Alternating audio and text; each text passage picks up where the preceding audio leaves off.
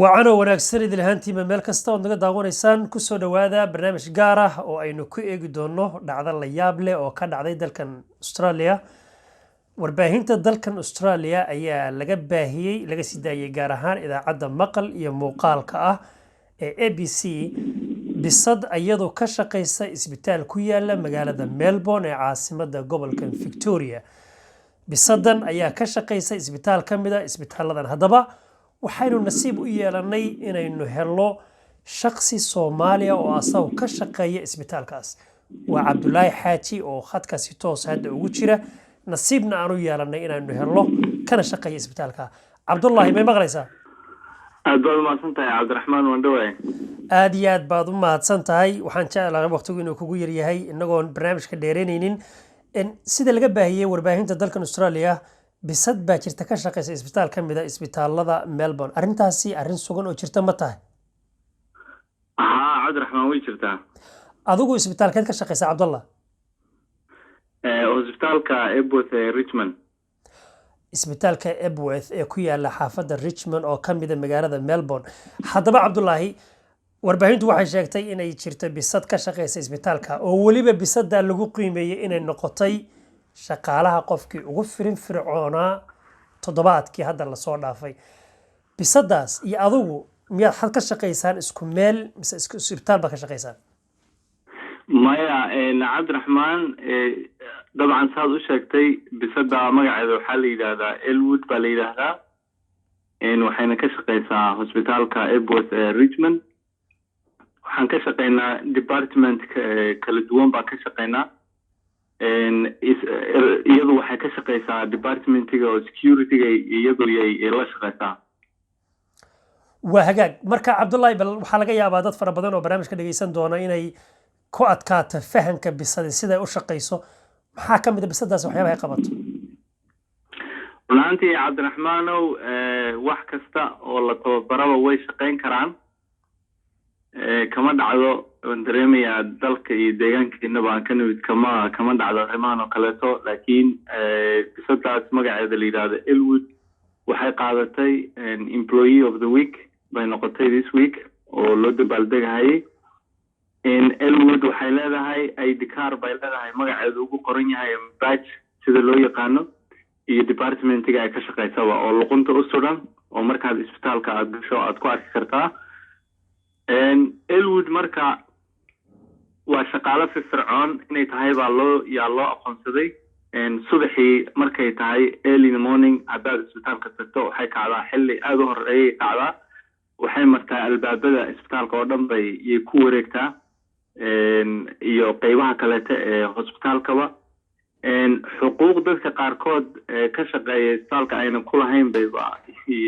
ku leedahay dabcan base leaveskeeda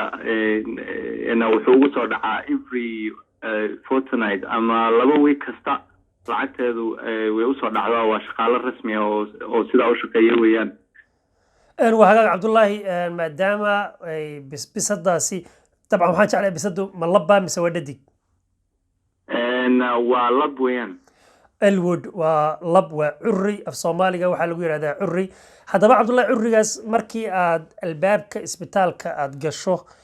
ayuu ka hor imanayaa si security ahaan ah wuxuuna ku wareegayaa dhammaan isbitaalka sida aad sheegtay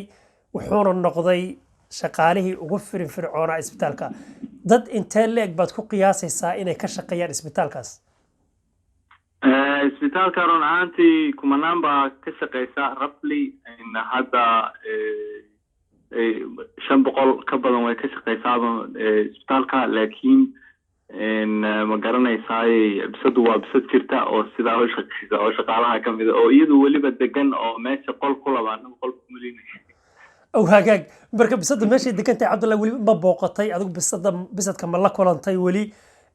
ma is aragteen macaamilaadkiisa iyo qaababka u shaqeeyo dabeecadihiisa wuxuu kaga gidsan yahay bisada kale caadiga maxaa la baray oo ka dareemi karaysaa inuu yahay bisad tababaran oo shaqo ku jira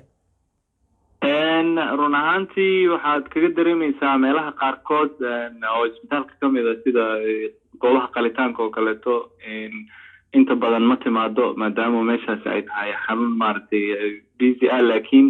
meelaha ay goobo u cayiman baa jirto oo ay tagto oo security iyo waxa kamid ah anu waan la kulmay yes markasta oo shaqada aan sii galahayba waan la kulmaa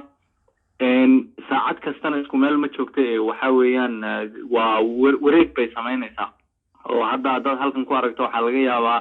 hal saac kadib inaad meel kale ku aragto marka waxa dareemaysaa inay shaqeynayso oo kulba meel ay maraysaa dareemaysaa waa hagaag wax dhinaca security ay wargelin ku sameyn karto ama ay isuritaa ku sameyn karto oo la sheegay ama la shaaciyay ama aad ku aragtay ma jiraa detail information oo khaas ah oo sii kooban ID card-keeda waxaa ka hooseysa bir yar oo qabto marka birtaas ma kala cadeyn karo in ma garanaysaa ay kaamiro soo tahay kala turmaan oo isa dhici kartaa waa hagaag xuquuqaha bisadkaas uu leeyahay wax ma ka xusi kartaa ee gaarka ah xuquuqaha gaarka ah waxay ka mid tahay isbitaal kasta wuxuu leeyahay benefits uu ugu talagalay qofka shaqaalaha iyada markaa meesha ka shaqeeya sida canshuur dhaaf oo kaleeto waa ka mid noqon kara waxaa ka mid ah in mushaarkiisii la siiyo on time lagu siiyo waxaa ka mid ah ma garanaysaa goobaha departmentyada qaarkood dadka isbitaal ka shaqeeya inay cuntadoodii oo free ma garanaysaa ay helaan oo 3 waqti ah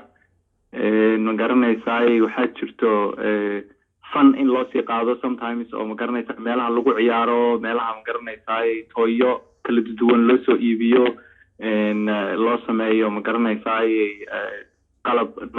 nadaafinayo oo kaleeto nadaafada oo kaleeto maalmaha qaarkood oo kaleeto loo soo sameeyo marka waxyaabaha specialka weelada dabcan laguma xadgudbi karo bisada ayada